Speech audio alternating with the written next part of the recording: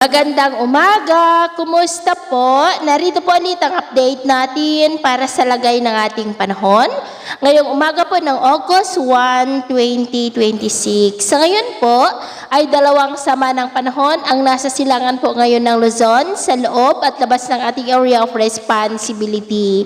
Ang nasa loob po ng ating area of responsibility base po sa datos ng ilan sa mga international weather models ay maituturing na po yan na bagyo at kung bagyo na rin sa datos ng Pag-asa, ay tatawagin na po sa local name na Bagyong Luis. Sa ngayon, ay nasa layo po yan ng 823 km east ng Bicol Region at ang Super Typhoon Dolphin naman ay nasa layo po ng 3,940 km east ng Northern Luzon.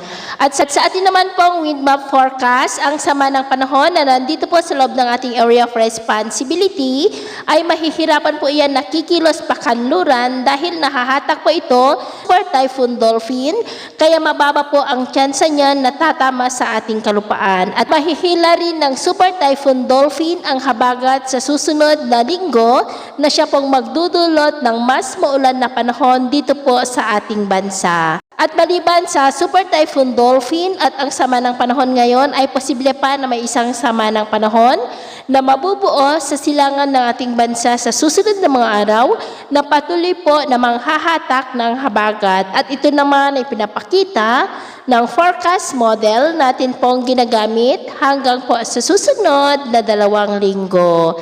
At sa lagay ng ating panahon ngayong madaling araw dahil po sa trough ng sama ng panahon, ay may mga isolated rain sa ilang bahagi po ng Northern Samar, Masbate, Leyte, northern part ng Cebu, Bacolod, Cadiz, Sagay, Escalante, President Roxas sa may Capiz, Navas, Surigao at Dinagat Island. At mamaya po ay sisikat naman ang araw sa malaking bahagi ng bansa, mainit at maalinsangan muli ang panahon.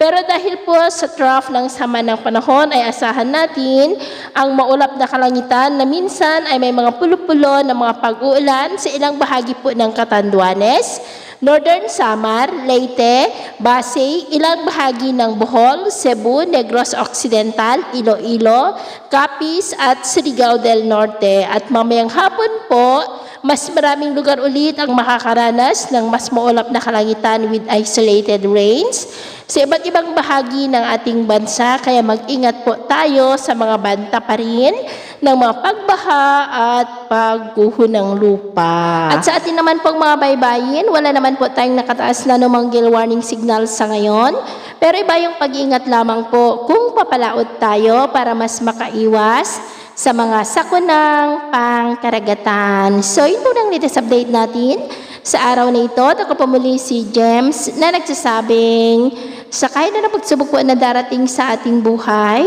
huwag na huwag po tayong mawawalan ng pag-asa. Thank you and God bless!